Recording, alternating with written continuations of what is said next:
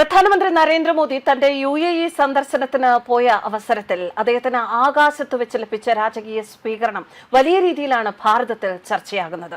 ഭാരതത്തിൽ മാത്രമല്ല ലോകരാഷ്ട്രങ്ങളെയെല്ലാം ഒന്നടങ്കം അന്ധാളിപ്പിച്ച ഒരു സ്വീകരണം തന്നെയായിരുന്നു അത്. ഒരു ലോക നേതാവിനെയും ഇതുപോലെ UAE ഇതിനു മുൻപ് സ്വീകരിച്ചിട്ടുണ്ടാവില്ല.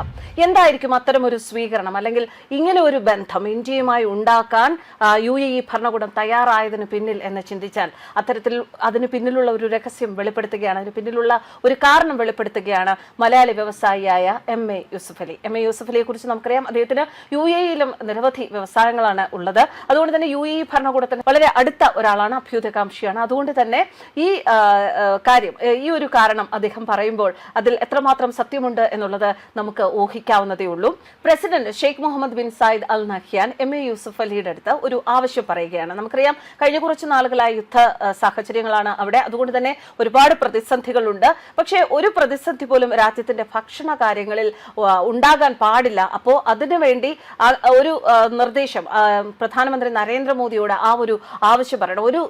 അങ്ങനെ ഒരു ബുദ്ധിമുട്ട് രാജ്യത്തിന് ഉണ്ടാകാൻ പാടില്ല എന്ന ആ ഒരു ആവശ്യം പറയുന്നതിനു വേണ്ടി യൂസഫ് അലിയോട് പറഞ്ഞ് ഏൽപ്പിക്കുകയായിരുന്നു UAE ഭരണകൂടം, അതായത് president Sheikh Mohammed bin Zayed Al Nahyan.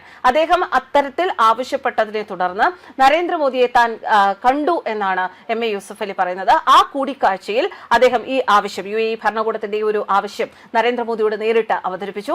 എന്നാൽ അതിശയിപ്പിച്ചത് വളരെ പെട്ടെന്ന് കണ്ണടച്ചു തുറക്കും വേഗത്തിൽ അതിന് വേണ്ട ആക്ഷൻ അദ്ദേഹത്തിന്റെ ഭാഗത്തു നിന്നുണ്ടായി, ഇന്ത്യയുടെ ഭാഗത്തു നിന്ന് ഉണ്ടായി എന്നതാണ് MA യൂസഫ് അലിയെയും അമ്പരപ്പിച്ചത്. വളരെ കൃത്യമായ ഒരു നടപടി അതിന് പ്രധാനമന്ത്രി നരേന്ദ്രമോദി സ്വീകരിക്കുകയും ചെയ്തു.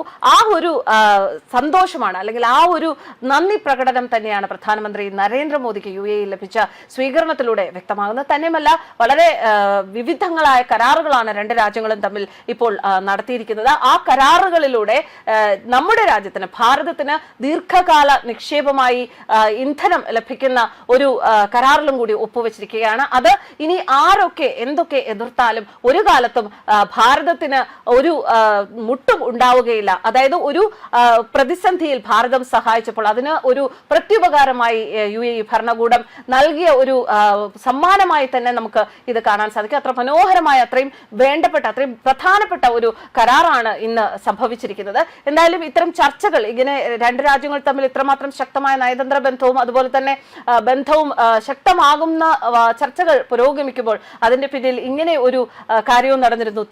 ഇവിടുന്ന് അങ്ങോട്ട് പ്രധാനമന്ത്രി നരേന്ദ്രമോദി ഭാരതത്തിന്റെ ഭാഗത്ത് നിന്ന് UAE ഭരണകൂടത്തിന് ഒരു സഹായം ചെയ്തു കൊടുത്തിരിക്കുന്നു. അതിന്റെ ഒരു പ്രത്യുപകാരമാണ് ഒരുപാട് കാര്യങ്ങൾ UAE ഭരണകൂടം തിരിച്ചു നൽകുന്നത് എന്ന് മനസ്സിലാക്കുമ്പോൾ അവിടെ ഒരു കയ്യൊപ്പ്, ഒരു മലയാളിയുടെ കയ്യൊപ്പും കൂടി ഇട്ടിരിക്കുന്നു എന്ന് നമുക്ക്, ഒരു കയ്യൊപ്പും കൂടി ഉണ്ടായിരിക്കുന്നു എന്നതിൽ നമുക്ക് അഭിമാനിക്കാം. എന്തായാലും MA യൂസഫ് അലി എന്ന് പറയുമ്പോൾ അദ്ദേഹം ഭാരതത്തിനും അതുപോലെ തന്നെ UAE ഭരണകൂടത്തിനും ലോക രാഷ്ട്രങ്ങൾക്കുമൊക്കെ ഒരുപോലെ പ്രിയപ്പെട്ടവനാണ്. ഒപ്പം രാജ്യത്തെ നയിക്കുന്ന നരേന്ദ്രമോദിക്കും അദ്ദേഹം ഒരുപോലെ പ്രിയപ്പെട്ടവനാണ്. ഈ രണ്ട് വ്യക്തിത്വങ്ങൾ ഈ രണ്ട് രാജ്യങ്ങൾക്കിടയിൽ ഒരു പ്രതിനിധിയായി അദ്ദേഹം നിന്നപ്പോൾ തന്നെ ഒരു വലിയ കരാർ, ഒരു വലിയ നേട്ടമാണ് ഭാരതത്തിന് കൊയ്യാൻ സാധിച്ചത്.